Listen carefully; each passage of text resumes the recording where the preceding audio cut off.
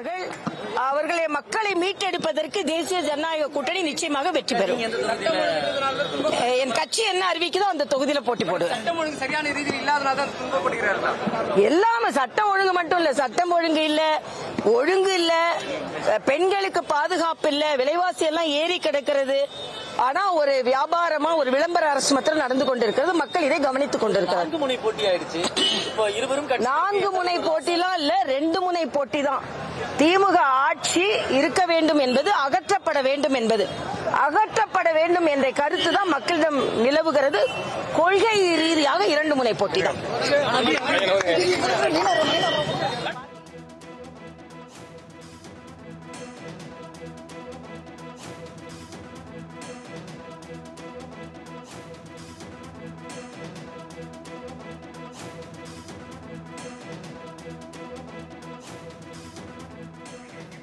தற்போது தேசிய ஜனநாயக கூட்டணியின் தொகுதி விவரங்கள் குறித்து அறிவித்த நிலையில் தமிழிசை சவுந்தரராஜன் அவர்கள் செய்தியாளர்களுக்கு பேட்டியளித்த காட்சிகளை பார்த்தோம். தொடர்ந்து கூடுதல் விவரங்களுடன் இணைகிறார் செய்தியாளர் ராஜேஷ். வணக்கம். கூடுதல் விவரங்களை வழங்கலாம் இந்த தொகுதி பங்கீடு குறித்து.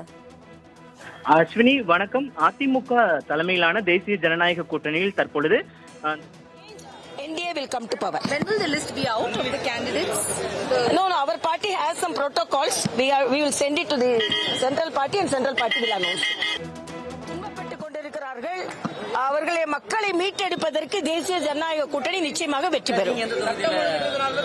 என் கட்சி என்ன அறிவிக்குதோ அந்த தொகுதியில போட்டி போடுவேன். சட்டம் ஒழுங்கு சரியான ரீதியில் இல்லாதனால துன்பப்படுகிறார்கள்.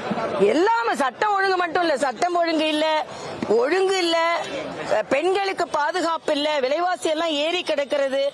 ஆனா ஒரு வியாபாரமா ஒரு விளம்பர அரசு மாத்திரம் நடந்து கொண்டிருக்கிறது. மக்கள் இதை கவனித்துக் கொண்டிருக்கிறார். 4 முனை போட்டி ஆயிடுச்சு. இப்போ இருவரும் 4 முனை போட்டிலாம் இல்ல, 2 முனை போட்டி தான். திமுக ஆட்சி இருக்க வேண்டும் என்பது அகற்றப்பட வேண்டும் என்ற கருத்து தான் மக்களிடம் நிலவுகிறது. கொள்கை ரீதியாக 2 முனை போட்டி தான்.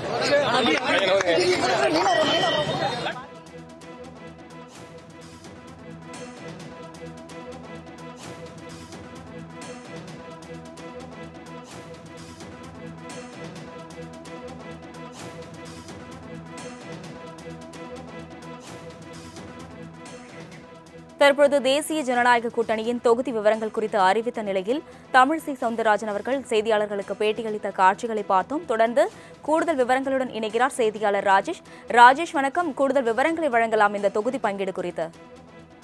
அஸ்வினி வணக்கம். அதிமுக தலைமையிலான தேசிய ஜனநாயக கூட்டணியில் தற்பொழுது NDA will come to power. When will the list be out of the candidates?